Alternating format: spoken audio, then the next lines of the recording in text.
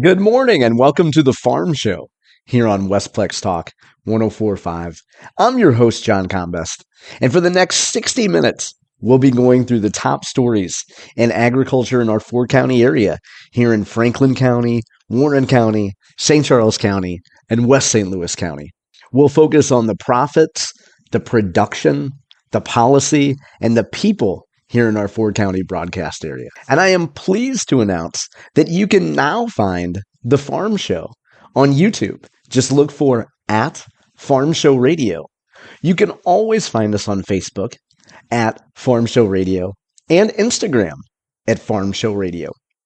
And I heard from a reliable source, namely myself, that you will be able to find us next week on Apple Podcasts. So look for us there. You know, we don't talk a lot about politics on this show, here on The Farm Show. We save that mostly for our weekday morning show between 7 and 8 a.m. The BJ Show, that's the Brad and John Show, is when we usually discuss more political topics of the day. And by design, this show is more focused on production agriculture for farmers and ranchers.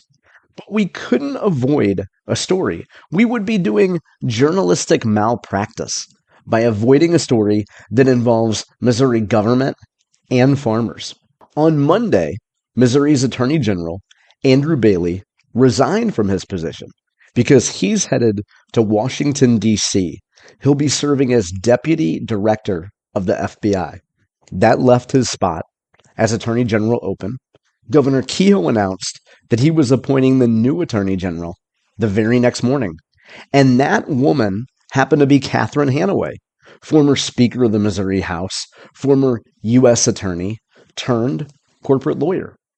Now, you think that maybe in an opening speech from an Attorney General, she would talk about big picture crime issues and certainly wouldn't have anything to say about rural Missouri or farming and ranching. But you would be wrong.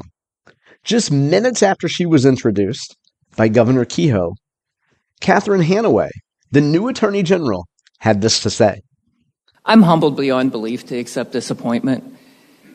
The governor mentioned my rural roots.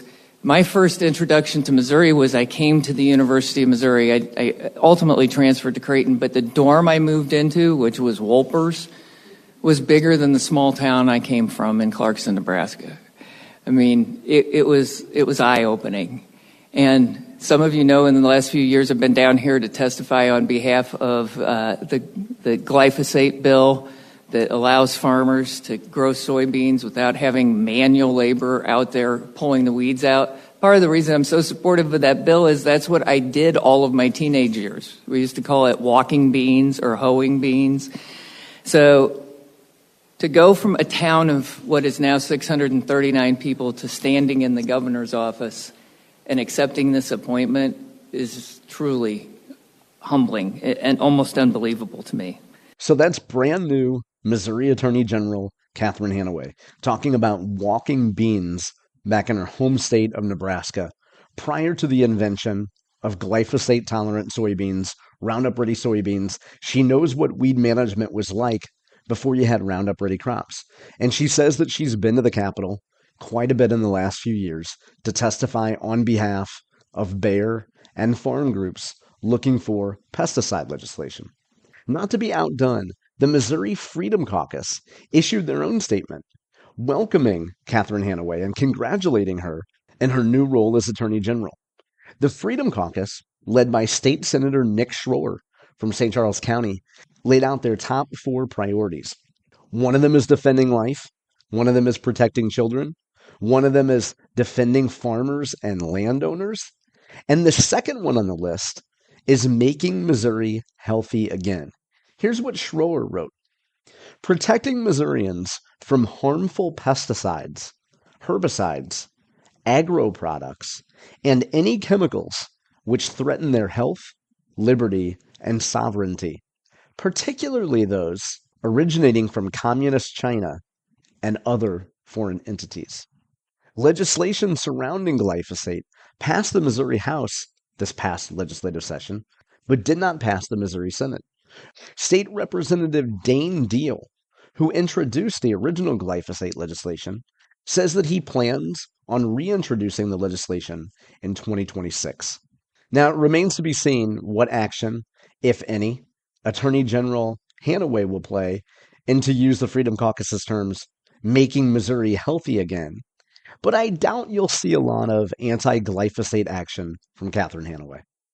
We should also note that in her capacity as an attorney, Catherine Hanaway was an advocate of the Greenbelt Express. So you have a unique juxtaposition here.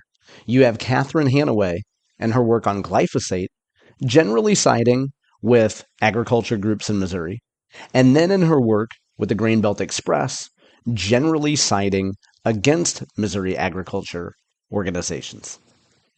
We won't get too much into detail with the Greenbelt Express today because the Greenbelt Express does not explicitly touch our four-county broadcast area, but it is important to note that Catherine Hanaway was a supporter of that project.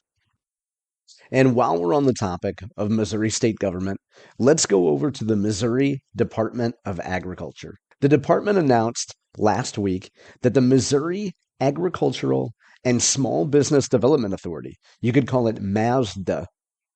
Did I pronounce that correctly? MASBDA. Announces the Show Me Entrepreneurial Grants for Agriculture. A deadline is approaching September 19th, so about a month from now. Here's what the agency says. MASBDA is now accepting applications for funding through the Show Me Entrepreneurial Grants for Agriculture, also known as SEGA, Innovation Grant Program. Missouri entities seeking to add value to agricultural products may submit applications until September 19th, 2025. The SEGA Innovation Grant Program was created in 2019 by the Missouri Food, Beverage, and Forest Products Manufacturing Task Force, chaired by then Lieutenant Governor Mike Kehoe. Grants are funded by an appropriation from the Missouri General Assembly to encourage value-added agriculture innovation in the state.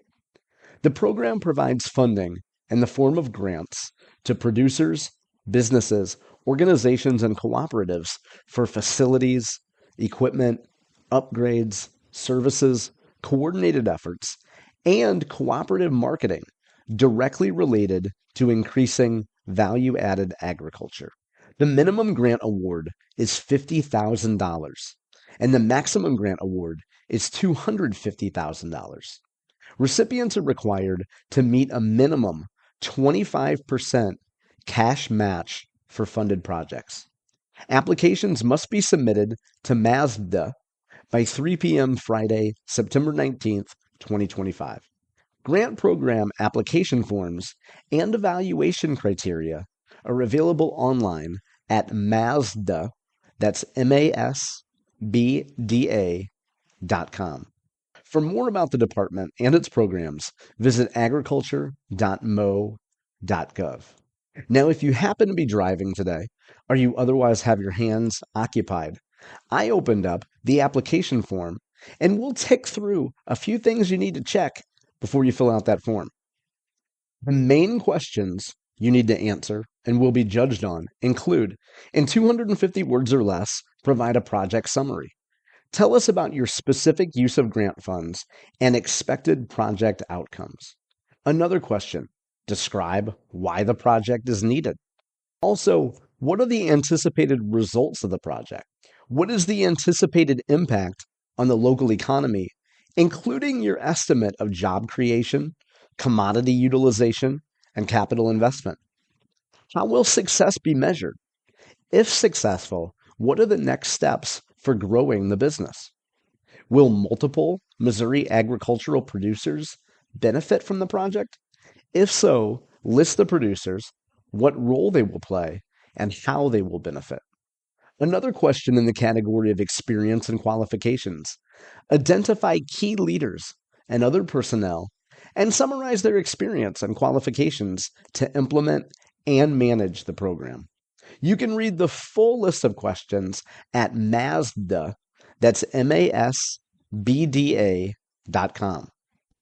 I have to tell you, I was struggling for a way to show exactly what kind of businesses have received some of these SEGA grants in the past. So I did a little bit of digging, and I found examples from the Missouri Department of Agriculture of some of the successful projects, some of the folks who applied and actually got the grants.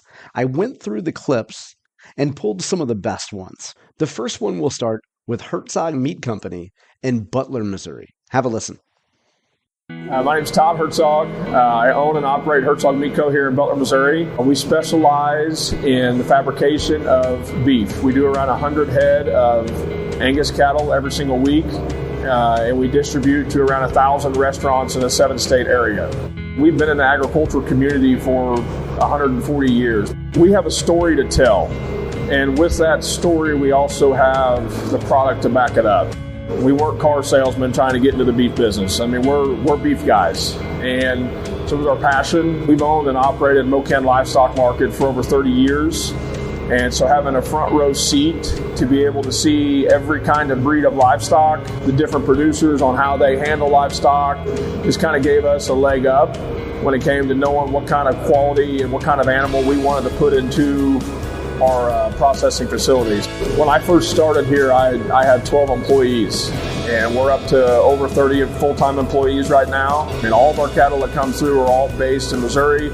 So everything that we do is born local, raised local, processed local. One thing that holds us back in this industry is the cost of the equipment. The grant for us was very important because we had a piece of our business that was missing. And part of that was a portion control product that we wanted to produce. And so to have the state be able to afford us a piece of equipment that otherwise we might not be able to afford ourselves, would essentially keep me out of a market that I could never get into. Value add is the key to owning and operating a beef facility. If you're not distinguishing your product from one of your competitors, you won't survive. When you don't change your process, you always have the same consistency. It's what sells in a sale barn when you run a group of cattle in, and it's also consistency and uniformity is also what sells on the backside of this business as well when it comes to your product. That's what you wake up and do it for. I mean, I tell everybody, my name's on the front door of this facility, and I'm going to wake up and fight for it every single day. And I'm going to wake up and fight for an industry that I love and a product that we're proud of. Next up is a corn farmer from Northwest Missouri who wanted to do something creative with his commodity. Our farm name is Our Farm Distilling Company, and we started up the distillery, diversified the row crop farm, farmed with my dad and 2 brothers, Cole and Gage. On the 4th generation farming in this spot. My next generation down, I've got 4 little girls. My brothers all have kids. We could never grow the farm fast enough or big enough really to provide that opportunity for that many more people. Everybody doesn't necessarily always want to farm. It will give people different skill sets to kind of fit into as an option as well. I initially probably started doing research on the distillery in 2016, the go decision in 2019 roughly, and then we opened our doors to the public and made our first barrel of bourbon basically the same month in April of 2022. Distilling's always been an ag practice. Want to be a bourbon and rye company, so the majority of the grain that we use in that, especially in the bourbon, it's got to be at least 51% corn. It's a corn product, and we're corn farmers. We wanted to add some value to the crop that we grow the most of. We applied for the grant to kind of take the next phase to grow our business. We want to be a brand that's well known across the state and have our product across the state of Missouri. And we've had great support from the community and the state really as we've started this business up. We've used programs like this grant that are going to allow us to have the flexibility to kind of expand the business into this next phase. End goal of that is provide more jobs for the community and continue to grow the business here locally. That's the plan as we use the grant money to expand our bottling facility. It has grown to something probably more than what we really ever thought it was, and I would just say, don't be afraid to take a step and try something new with your farm and use programs and leverage programs like this to help you get there. It's worked out really well so far for us. And if you thought bourbon was creative, how about she sheds and chicken coops? That's Westphalia Trading Company. I'm Brian Beckman, and I'm the co-owner with my wife of the Herman House Airbnb, Beyond the Barn, which is our pumpkin patch, and a petting zoo. The business that builds the buildings and acquired the grant is Westphalia Trading Company.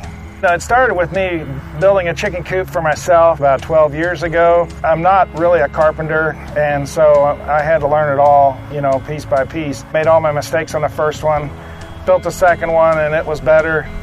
Somebody stopped in and wanted to buy it and bought it, and it was on from there. So now I have 2 full-time employees that build for me. We've also added agritourism as part of our business. So I started building some of the buildings for myself, of course, and we got creative, tried to make it look in a way that kids would enjoy both seeing it and playing in it. And it's just kind of morphed into quite a few playhouses for other agritourism venues. What I requested in the grant was the funds to build a 40 by 60 shop. So I'll use the machinery that I got to make flooring and siding for the buildings. So one of them's a shaper and the other one is a dust collector, and it's going to help me a lot in putting these things together and make it more feasible and better looking and quicker to put together. Julie and I both have worked really hard to create this. It's just something that we're both very passionate about. In these small communities like this one, there's always a need for entertainment. It's a unique opportunity for them to go out to a pumpkin patch and pick a pumpkin together, and it's a great way for families to spend time together. And that's the part of it that we enjoy the most, is watching families spend time together. We don't watch TV, we just work. It's just a wonderful way to make a living. And fourth in the series of grant recipients from Sweet Springs, Missouri, a creamery.